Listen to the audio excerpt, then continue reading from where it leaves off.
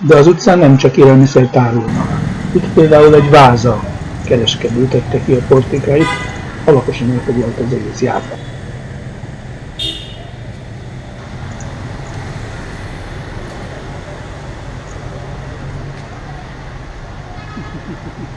Itt egy Honda javító üzemben nagyon kedvesek voltak a kuncsaktok, mert meghívtak egy Honda javításra. Tekintettel, hogy nem volt Hondám, visszautasítottam ezt a kedves invitálást. Ez egy maszek Honda javító. Vállalja, hogy gyorsabban megjavítja a Hondát, természetesen az ára is más, és nyilván a minősége is. Kinek az ebédje? Na, itt van a munkás, aki dolgozik. Hol máshogy, mint a járdán. Ez egy bútorbolt, háziasszony meg a tulajdonos, árul, alkalmazottai a járdán dolgoznak. Ez egy koszorú készítő. Először nem tudtam, hogy mi ez a színes világ. Azt hittem, hogy valamilyen általános dekoráció. De hamarosan látni fogjuk, hogy nem az, mert azokban a boltokban, ahol tulajdonképpen ezeket árulják, ott koporsókat is árulnak. Itt láthatók a koporsók. Kicsit arrébb menve belebotlottam egy temetésbe is.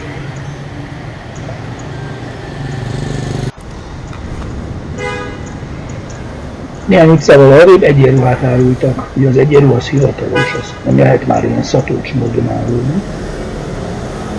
De hát ez is van. Itt a virágárusok utcarészlete. Tett-ünnepre készülve ez a bonzáj típusú árusítás volt a főattrakció. És végül visszatértünk az alaptermékhez, ugye a vietnámi nudlihoz. Látják, hogy vásárolják? Újságpapírba belecsomagolják. Nagy tömegbe összeállítogatják és viszik haza enni. Ennétek ebből?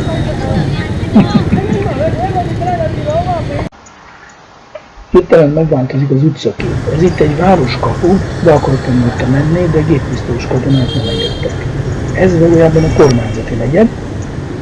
Nagyon szép, gyarmati időből fennmaradt épületek, tökéletesen felújított állapotban. Kerítéseket mindenütt katonák őrzik, és itt nem engedik be az árusokat, látják, hogy a járda teljesen lassú. A forgalomon zajlik az utakon, de a járdán alig van járda. Az épületek kerítések mögött állnak, nagyon szép környezetben, de tökéletesen kivettek. Valahol itt trónolnak bent a hivatalnokok, az államiság jelképei. Ugye Vietnámnak is még hosszú utat kell addig bejárni, amíg megérti, hogy mi a jelentősége egy Downing Streetnek, vagy egy Elizé palotának, amelyek a város központjában valahol az állampolgárok zsűrűjében keresik a helyüket. Itt ez a nemzetgyűlésük, ez az állami zászló, valamint a kommunizmusnak olyan fontos felvonulási tér, itt mondom, hogy itt rendezik a nagy felvonulásokat, és szembe vele van a Ho Chi Minh mauzóleum. A Ho Chi Minh mauzóleum zárva volt, még a közelébe se lehetett nagyon menni, egy bizonyos vonal átlépése után harsány katonák elzavartak bennünket. Most az egyik legszebb hanoi épületegyüttest fogjuk megtekinteni, az irodalom templomát. Ez nem tipikusan vietnámi épület együttes lesz, hanem ez nagyon jelentősen tükrözni fogja a kínai kultúra hatását. Vietnám 1000 évig volt kínai gyarmat, és a kínai kultúra nagyon nagy hatást gyakorolt a vietnám gondolkodásra. Ez itt a bejárat. Akkor belépünk, akkor udvarokba jutunk, egyik udvarról haladunk a másikra, és minden udvar egyre komplexebb jelentőséget hordoz. A legvégén a tudományos jelleg, amit majd mindjárt látni fogunk, átnő egy vallásos tiszteletbe, és egy Konfuciusz templomban egyesül a tudomány és a hit. Ez itt a mennyei megvilágosodás udvara. Itt a pavilonokban kőtáblák állnak, ahol az emberek is nézegetik ezeket, és ezekre a kőtáblákra az itt végzett hallgatók neve van felírva, mintha a PhD-seket felvésték volna egy kőtáblára. Aki itt jól teljesített, az beléphetett ezen a szintén mennyei kapun, és akkor egyre közelebb került magához a központi, centrális Konfuciusz szentélyhez, ahol egy személyben a legmagasabb szintű tudás és vallásosság összenőtt, mint egy istenség. Ez a kínai gondolkodás tipikus építészeti megfelelője. Ez a fokozatos közeledés, ez a fokozatos feltárulkozás, és ez a fokozatos, magasabb szintű egyesülés. A baloldali és jobboldali épületek, gazdasági épületek, azok még nincsenek eredeti pompájukba helyreállítva, nekünk a központi sárkánytetős épület a fontos, mert az nagyon szép, úgy ragyog, mint régen. Ide már nyilván csak mondjuk a docensek vagy az egyetemi tanárok léphettek be. Innen bejutunk egy kis udvarba, ez a Konfuciusz szentély előudvara, és majd innen kerülünk be a Konfuciusz templomba, ahol a legmagasabb szinten nőtt össze a tudás és a hit. Itt majd látni fogjuk Konfuciusz tanítványait, és magát Konfuciusz. Ezek a tanítványok, és mindegyik lesz Konfuciusz. Azért úgy érzem, hogy a kínai kultúrának ezt az üzenetét nem ártana modern körülmények között újra gondolni.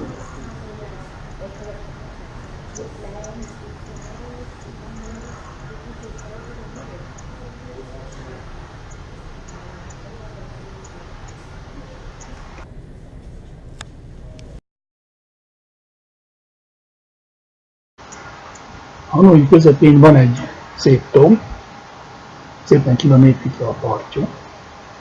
Először menjünk be erre a kis szigetre, aztán utána majd elmesélem a tó történetét. Itt a távolban van egy pagoda, nehezen vehető ki a rossz idő miatt. Ennek is majd még lesz szerepe. Nagyon szép kapja van, erről a kiros lakkozott hídról lehet ezt a templomot megközelíteni, aminek a neve, igen, furcsa, Godson Temple. De nem a név az érdekes. Most nézzük ezt a szép növényzetet, ami a szigetet körbevezető utat szegélyezi minden.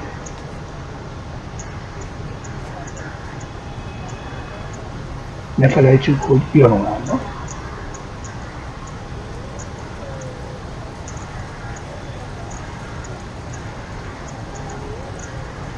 Mire ideértem, már valamit javult az idő, ez kb. 20 fokos hőmérsékletben készültek ezek a felvételek. Na, akkor most itt elmondom, mink ez a kis úton körbe megyünk, elmondom a tó történetét.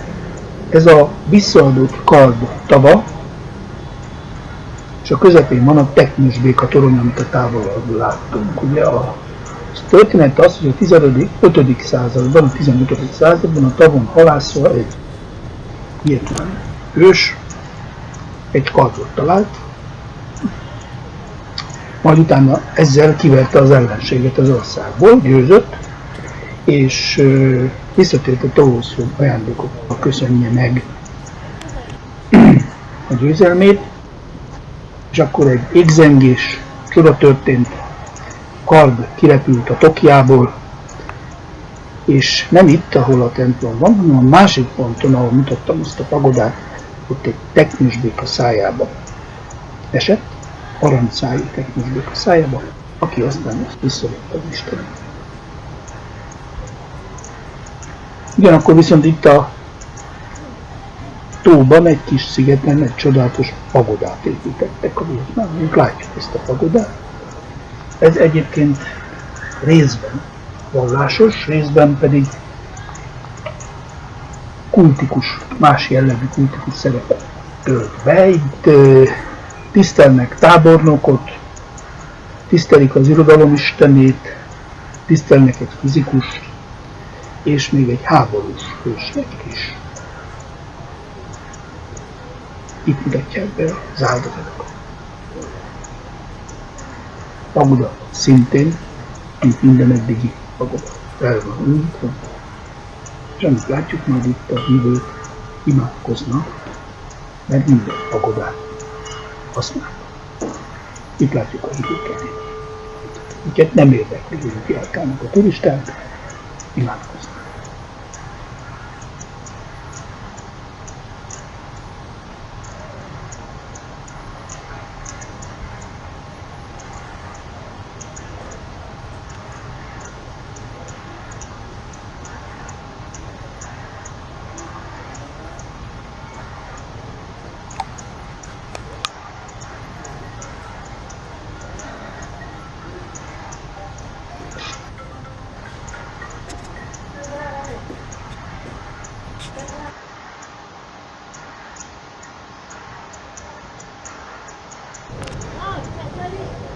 Szerencsém volt, mert a pagoda előtt egy óvoda jelent meg váratlanul. Ha megnézitek, valami fantasztikus szép kínai vagy vietnámi ruhákba öltözött kisgyerekeket láttam szaladgálni. Nagyon furcsa volt, ezek a csodálatosan szép fekete színű gyerekek, de nagyon-nagyon-nagyon egzotikus ruhában. Olyanok voltak, mint ilyen kis mandarinok. Nagy a gyerekkultusz egyébként Vietnámban, és ez itt mindjárt látható is, ahogy tárolják ezeket a csodálatosan szép kis, nevezzük úgy, mandarin gyerekeket. Nagyon szépek voltak, ezért megérte eljönni ide Vietnámba, hogy ezt a látványt lássam, mert csodálatosan szépek ott a apró teremtések.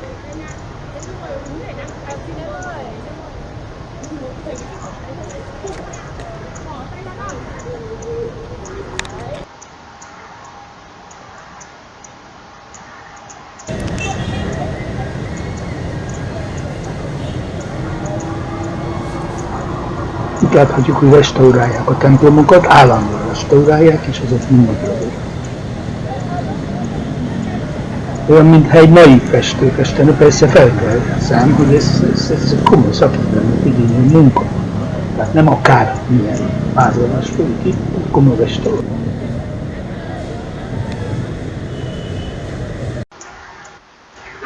Egy útifilmnél általában mindenki arra törekszik, hogy mindent bemutasson.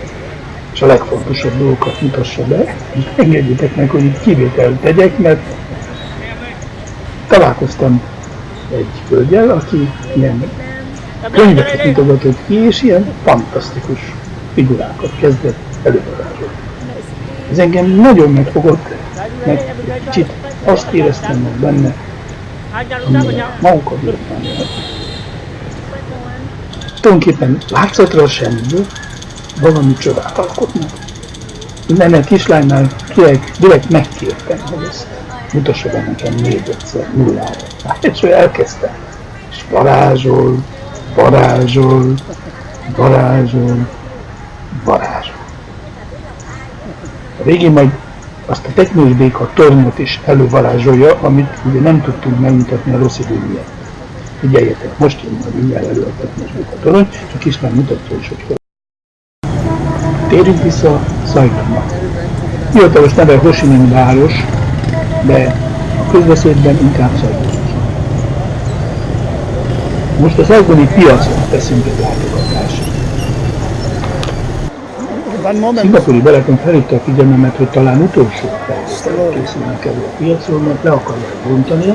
Annyira kell a belvárosnak a terület, annyira nem is a felekár, hogy mindent elkövetnek azért, hogy toronyházakat építessenek, amik jobban megfelelősek.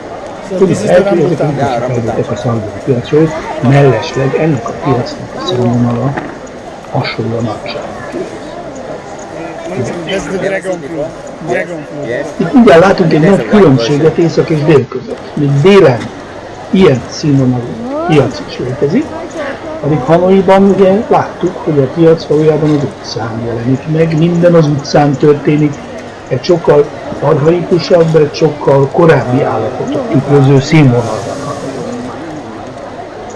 Én persze nem vagyok arra hivatott, hogy pontosan néhány érzés alapján megítélni a két ország közti különbséget, de azért akkor is hibát követni kell, ha az érzéseimnek, a megérzéseimnek nem adnék teret.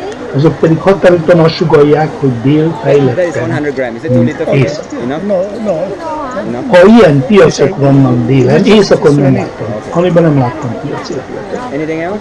Viszont Kantóban láttam, Saigonban láttam. Ha ilyen piacok vannak délen, akkor az azt jelenti, hogy itt a vásárlás és kulturális körülmények között zajlik. Egyébként láttam szupermarketeket is Saigonban. Az utcák ennek következtében kevesebb terhelést kapnak, a járdákat lehet járdáknak használni, a boltok azok kevésbé az utcára fognak koncentrálódni, inkább önmagukra. A városok ennek következtében rendezettebbek kiválnak, és ez a folyamat Saigonban lényegesen jobban van.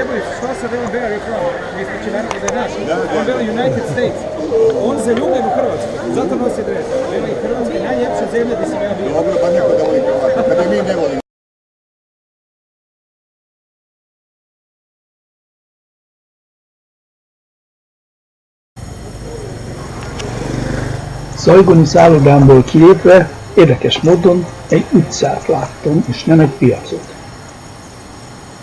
Véletlenszerűen választottam ki a környéket, abszolút véletlenszerűen, tehát lehet, hogy bizonyos torzítást az élet belevitt képbe, amit be akar mutatni, de itt egy utca van, amit látjuk. Járnak rajta motorok, majd itt mindjárt tolnak egy kocsit is. De azért itt ezek utcák. Itt nem arról van szó, hogy egy zsibvásárban élünk, itt az utcák egy jellegzetes kis saigoni belvárosi milliót tükröznek.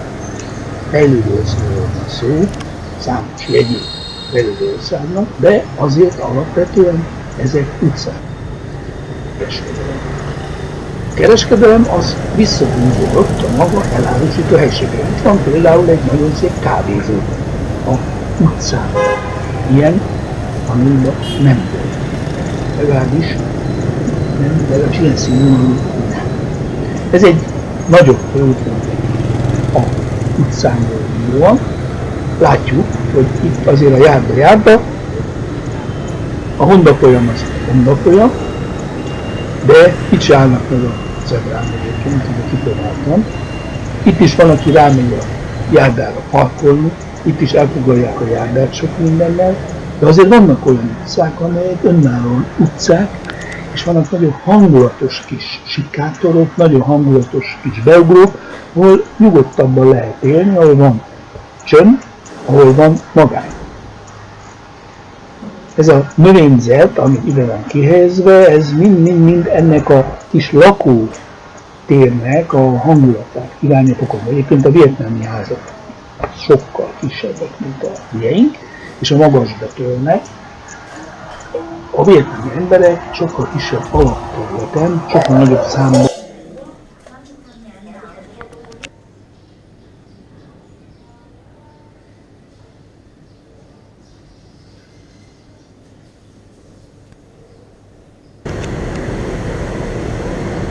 ha kilépünk ezekből a kis negyedből, és kilépünk a főútvonalakra, akkor abban a pillanatban megjelenik a fogyasztói társadalomnak minden szimbólum. Ha nézzük itt ezt a reklámot baloldalt, ugye foghíjas még a saigoni városkép, de már törnek felfelé a nagyházak, itt szembe velünk egy templomot építenek, szintén kis telken tör a magasba, a pagodák is általában kis telken vannak, és törnek a magasba. Ugye itt van a kommunista Sarló és Kalapács, és hát természetesen karácsony van. Ugye a tetűnőkre készülünk, azt felelünk a vietnámi karácsonynak. Itt van a ajánlat, itt vagyunk a vietnámi, hát egy minit vagyunk. Legyen egy minimalist Christmasre. És ugye ez a kép Hanoiban. 2 utcával arrébb kimentem egy másik kereszteződésre, ahol harsány zenével árulták a vietnámi társadalom jellegzetes státuszszimbólumát, a honvédelmet. Itt is, hogyha körbenézünk ezen a téren, akkor észrevesszük, hogy nem a lakóházak dominálnak a irodaépületek, és ezen irodaépületek között a fogyasztói társadalom számos vonása megjelennek. Minden pont látni hatalmas reklámot, ami ugye nyilvánvalóan kereslet felkeltési hivatott. Ez egy Honda reklám, csak nem tudjuk fontos olvasni a motornak tehát jobb oldalt ez a kép, az egy Honda képe, amit ugye egy elegáns úriember igyekszik vezetni. És ugye itt látható a körbeforgó Honda, ami per pillanatnyilag azt mondom, hogy vietnámi fogyasztói társadalomnak az. Ehhez lehet hozzáférni, ez az, ami minden mennyiségben rendelkezésünkre áll. És itt megint megmutatok egy utcarészletet, és ilyen Hanoiban elképzelhetetlen. Látjátok, ott van beoldott egy pagoda. A pagoda az magasba törmelt telek, ahol egyháznak sincsen, de felfelé mehetnek, és jobb oldalt megjelenik egy fehér nemű reklám. Ez Hanoiban elképzelhetetlen, majd még jobbra egy fehér nemű üzlet. Még egy jelenség utal arra, hogy ez a déli országrész fejlettebb, hogy itt minden nagyvárosban kialakul az úgynevezett downtown, az a városrész, amelyben luxuséttermek vannak, kivilágított középületeket találunk, korzózni lehet, és hát természetesen el lehet költeni a pénzt. És úgy tűnik, télen több a pénz, ezt itt el is költik. Most bemegyünk egy szállodába, a Majestic Hotel. Ez egy fontos esemény volt számomra, Garinak az ajándéka volt, ide elvitt. Ugyanis amikor Vietnámban dolgoztam, akkor elolvastam Graham Greenenek a Csendes Amerikai című regényét. És ez a regény arról szól, hogy egy európai ember hogyan áll át a vietnámi nép oldalára ebben a háborúban, és hogyan fordul szembe az amerikaiakkal. Itt éppen előveszem a telefonomat, és megmutatom, hogy én is lefotóztam ezt a hotelt, utána fölmentünk egy bárba, és hát természetesen 40 előtti eseményekről szó. Itt az a kép, amit én csináltam a Majestic Hotelről annak idején, de itt a még fontosabb a következő kép, a Continental szálló képe. Ott robbantották ugyanis azokat a biciklibombákat, amellyel az amerikaiak az észak-déli háborút provokálták, és ez volt az, amivel Lynch szembefordította velük. Ma ez a Continental szálló Intercontinental néven üzemel, és Saigon egyik legpatinásabb szállodája. Mindenről volt szó, megmutattam neki például, hogy ez volt a mi villamosunk, amivel annak idején Vietnámban utaztunk, a helikopter. Mutattam neki néhány speciális felvételt, ami nagyon ritka még Vietnámban is. Ilyen a következő, a holt lelkek esküvője. Ha valakit érdekel, majd elmesélem, hogy mi volt ez. Nagy esemény volt ez Danangban annak idején. Mutattam egy képet a fogoly cseréről. Nézzétek meg, hogy az észak-vietnám és a dél-vietnámi tisztek milyen bizalommal tekintenek egymásra. De azért nagyon sok ember visszanyert a szabadságot. Engedjétek meg, hogy itt a végén megmutassak egy képet. Ez 6 hónapos danangi szolgálatom előtt egy másik 6 hónapig ebben a szállodában laktam, idézőjelben szállodában. És még megmutatnám a kollégáimat is, és hagy üzenjek innen nekik, hogy nagyon szeretettel gondolok rájuk, és jó lenne, ha megnéznek ezt a kis filmet a YouTube-on. Végezetül pedig Gerivel elmentünk egy kínai ikonhoz. Ez a Ding Dong nyavaja, ez azt biztosítja, hogy ha itt valamit kívánunk, akkor az teljesül. Természetesen, ha ezt kívántuk, hogy újra találkozunk.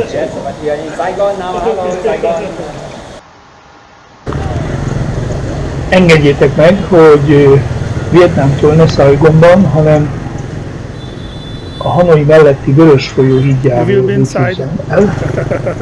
Ezt a hidat még a franciák építették, a háborúban az amerikaiak lerombolták, és a vietnámiak újjáépítették. Ma csak vasúti és Honda forgalom zajlik rajta. Kicsit késő értem már ide, szürkült, de azért remélem, hogy elég jól érzékeltetik ezek a felvételek, milyen hatalmas ez a folyó, és milyen szép. Stílusosan innen szeretnék tőletek is búcsút venni. Most vagyunk a Vörös folyó hídján, kedves barátom Hondán elhozott, utolsó alkalom Vietnámban, hogy még valamit megnéztem, ezért remélem látható lesz. Köszi, sziasztok!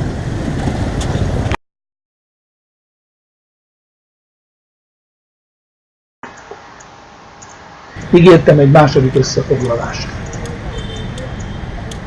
Ugye a második alapkérdésünk az volt, hogy merre megy Vietnám, mi lesz a jövő.